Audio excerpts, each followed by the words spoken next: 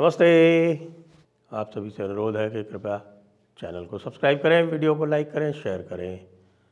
नीचे डिस्क्रिप्शन में आपणा के प्रोडक्ट्स भी आप देख सकते हैं, क्लिक कर सकते हैं। और याद रखें, नीचे डिस्क्रिप्शन में रजिस्ट्रेशन लिंक है दी जयपुर डायलॉग्स डेक्कन समिट पुणे 8 फरवरी 2025 का। आज जम्मू कश्मीर में एक अनोखी घटना देखने को मिली। बड़ी ही अनोखी घटना, क्योंकि इस समय आपको पता है कि जम्मू और कश्मीर में बड़े बड़े इंफ्रास्ट्रक्चर के कार्य हो रहे हैं और उनमें से एक जेड मोड टनल, जो कि एक बहुत ही महत्वपूर्ण टनल है 6.4 किलोमीटर की, और उससे सोनमर्ग अब सीधे पहुंचा जा सकता है। सोनमर्ग के आगे फिर एक और टनल बन रही है, जोजिला टनल, जो कि 14 किलोमीटर से अधिक की है। और ये दोनों टनल जब बन जाएंगी तो एक ऑल वेदर कनेक्टिविटी हो जाएगी लेह की।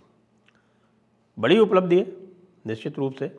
और विशेषकर ये जेड मोड और जोजिला टनल में इनमें जो है कई सारे व्यवधान आए।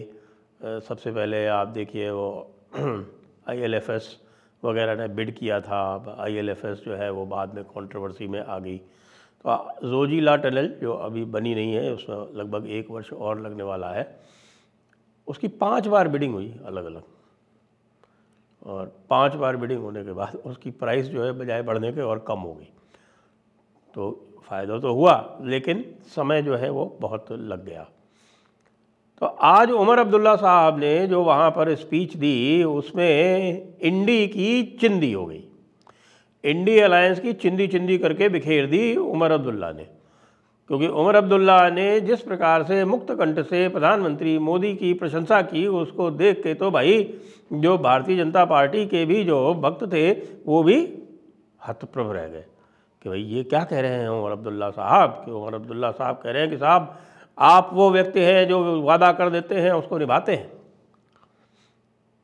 और आपने कहा था कि हम इलेक्शन करवाएंगे, आपने इलेक्शन करवाया, और बिल्कुल इलेक्शन जो है बिना किसी कंट्रोवर्सी के और बिना किसी घपले के, बिना किसी गड़बड़ी के पूरी अच्छी तरह से हुआ। और एक भी प्री पोलिंग नहीं हुई, एक भी घटना नहीं हुई, हिंसा की कुछ भी नहीं हुआ, बहुत अच्छी तरह से हुआ। मतलब उन्होंने भूरी भूरी प्रशंसा की, आपने इलेक्शन करवा दिया। लेकिन बस इसमें एक सब टेक्स्ट है बॉस, मोदी जी जो थे वो भी लगता है कुछ अधिक ही अभिभूत हो गए हैं उमर अब्दुल्ला से। मुझे तो थोड़ा डाउट लगने लगा है। डाउट इसलिए लगने लगा है कि भाई जेड मोड टनल का आपने उद्घाटन किया, आप गए वहाँ, Z Morh tunnel Sonamarg side से उद्घाटन हुआ। तो सोनमर्ग वाले तो निश्चित रूप से प्रसन्न हैं, क्योंकि सोनमर्ग 3-4 महीने के लिए बंद हो जाता था हर साल में, और सोनमर्ग वालों को फिर 4 महीने उधर बंद होकर रहना पड़ता था। अब उनके लिए ये कनेक्टिविटी हो गई साल भर के लिए। अब वो आराम से आ जा सकते हैं। उनकी जो कैद होती थी वो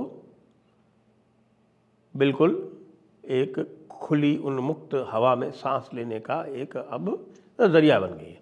और वहाँ पर अब स्कीइंग भी हो सकेगी। और जो लोग जाते थे गुलमर्ग में थोड़ा ख़तरा भी है ना, वो बिल्कुल वहीं पे लगता है, वो आपके पीछे LOC है। तो वो गुलमर्ग में ये कश्मीरी धंधे भी बहुत हैं। देखिए यहाँ पे सोनमर्ग में ये कश्मीरी नहीं है, वैली वाले भले लोग हैं थोड़े से।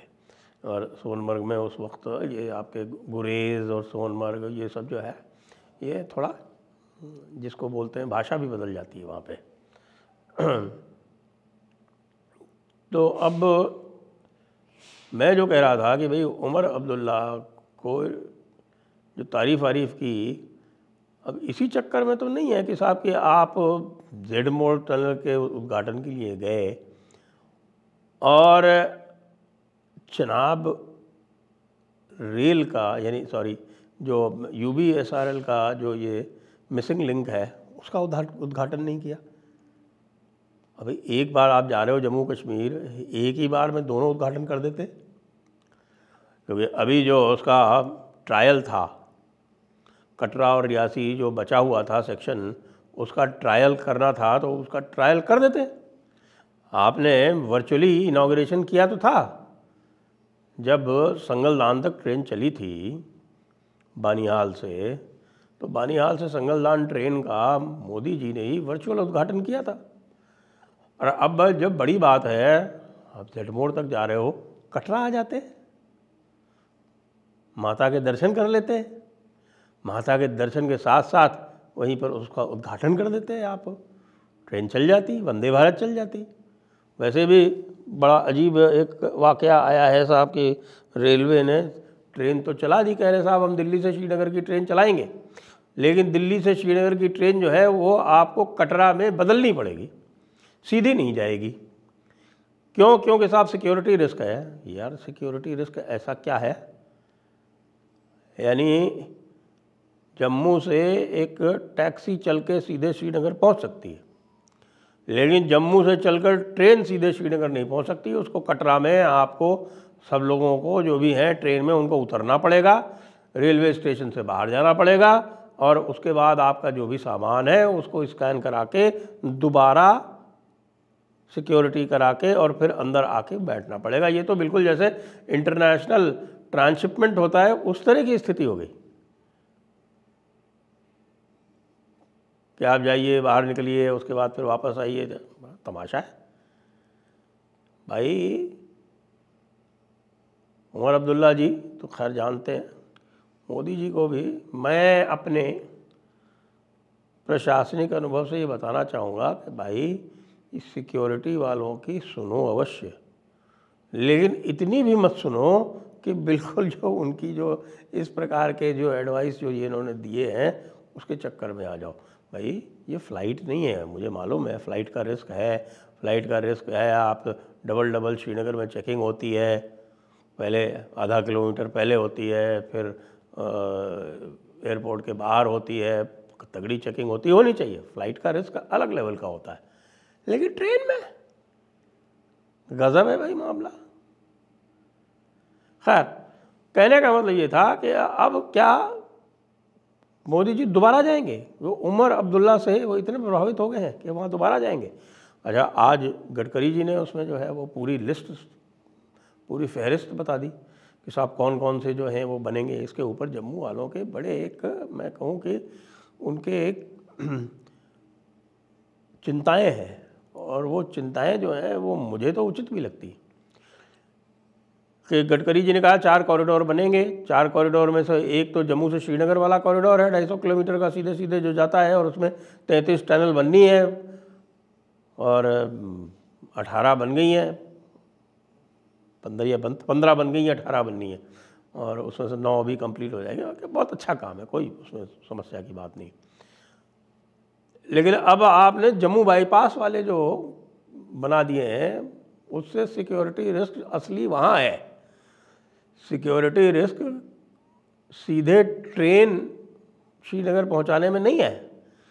सिक्योरिटी रिस्क इसमें है कि आप कह रहे हैं कि साहब आप सुरनकोट से सीधे शोपियां रास्ता निकालेंगे और बारामूला और उधर से ले जाएंगे, वो that is a security risk. इन्हीं रास्तों से आपने देखा है कि कितने इन्फिल्ट्रेशन हुए हैं, और लोग कश्मीर में इन्फिल्ट्रेट करके और इधर आ रहे हैं, सुरनकोट की तरफ, पुंछ की तरफ, राजौरी की तरफ। दूसरे आपने कहा कि साहब कठुआ से आप सीधे भदेरवा, और भदेरवा से आप डोडा किश्तवाड़ होते हुए और सीधे श्रीनगर पहुंचा देंगे, उसमें भी टनल वनल बनाएंगे आप। भाई साहब करना क्या चाहते हो? जम्मू को ख़त्म करना चाहते हो? कई सालों से हम कह रहे हैं कि भाई साहब जम्मू को आप अलग स्टेट बना दो। कश्मीर जब तक इसके साथ रहेगा जम्मू को कभी न्याय नहीं मिलेगा। सभी लोग जो हैं वो कश्मीर की तरफ ही देखते रहते हैं, कश्मीर को ही सब सारी सुविधाएं देते रहते हैं, कश्मीर का ही अपीजमेंट करते रहते हैं, और कश्मीर वाले कभी आपको वोट भी नहीं देते हैं। उमर अब्दुल्ला साहब कितनी भी मीठी मीठी बातें कर लें, आपको याद दिला देते हैं। याद करिए वो 1986 से लेके 1990 का मंजर, जिसमें राजीव गांधी ने बड़े एहतराम से, बड़े खुलूस से फ़ारूक अब्दुल्ला साहब यानी कि उमर अब्दुल्ला के वालिद अजीज़ उनको बनाया था, उठा के बना दिया था उनको वज़ीर आला और उन्होंने क्या सिला दिया, ये देखा सबने। जिस दिन इनकी चलेगी उस दिन ये वही करेंगे जो 1990 में किया था, ये ध्यान रहे मोदी जी। इतनी ज़्यादा आपकी तारीफ़ हो गई और राहुल गांधी की ऐसी तैसी हो गई, क्योंकि राहुल गांधी तो आजकल उनको राज़ी करने के लिए इस्लाम को भी जो है नॉन वायलेंस का तमगा देने लगे हैं कि साहब गांधी जी ने नॉन वायलेंस इस्लाम से सीखा। ये आज एक वीडियो चल रहा था, पुराना था शायद। तो उनको जब नहीं बख्शा राजीव गांधी को उमर अब्दुल्ला ने, तो आपको कहाँ से बख्शेंगे हुजूर। आप तो उनकी नज़रों में काफिर आज़म हो, जो कि अपने आप को सनातनी मानता है। राजीव गांधी तो फिर फिक्टिशियस थे, नेहरू जी के नाती थे, तो वो उनका मामला दूसरा था। उनको भी इन्होंने नहीं बख्शा, उनको भी पूरी तरह से धोखा दिया। तो आप कहाँ इनके चक्कर में पड़े। हाँ, इन्होंने इंडी की चिंदी कर दी। वो एक टेम्पररी सेटबैक हो गया, राहुल गांधी की जो पूरी की पूरी जो ईवीएम गिरी थी वो ख़त्म हो गई, वो सब ठीक है। लेकिन नहीं, ये मत भूलिएगा कि इन्होंने ही रेजोल्यूशन पास किया था 370 लाने का, अभी कुछ ही दिनों पहले। हाँ जी, जब महबूबा की पार्टी ला रही थी तो पहले तो उसको स्कटल किया, फिर खुद ले आए। इन्हीं के हैं वो एमपी साहब जो पता नहीं क्या तरह तरह की बातें करते हैं और कहते हैं कि साहब कि यहाँ सिनेमा नहीं होना चाहिए, यहाँ और कुछ चीज़ें नहीं होनी चाहिए, यहाँ सैलानी जो है वो इस तरह के गाने नहीं गाने चाहिए, इत्यादि इत्यादि जो बातें करते हैं वो वही वाली शरीयत यहाँ पर लागू करनी, उसी वाली बात है ये। तो उमर अब्दुल्ला साहब ने घर वापसी की, आपके सामने बड़ी तारीफ़ें आपकी की, लेकिन हमारी आपको ये सलाह है कि इसको कृपया फेस वैल्यू पे मत लीजिएगा। और ये जो आप जितने लिंक्स बढ़ा रहे हैं, कृपया उससे पहले जम्मू में कुछ और सीनिक स्पॉट्स, कुछ टूरिस्ट स्पॉट्स इत्यादि डेवलप कीजिए। जम्मू में बड़ा क्षेत्रफल है, बड़ी जनसंख्या है, जम्मू श्रीनगर यानी वैली से ज़्यादा इन्वेस्टमेंट यहाँ चाहिए।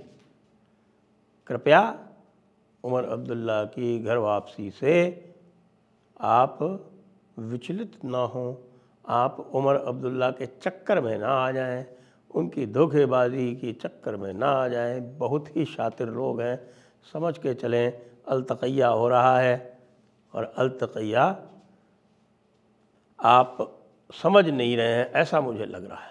कृपया समझें, आप बहुत आपके पास सोर्सेज हैं, सारे सोर्सेज आपको बताएंगे कि ये जो कुछ है ये दिखावा है, असलियत नहीं है। बस यही मेरा कहना है। जय हिंद, जय भारत, वंदे मातरम।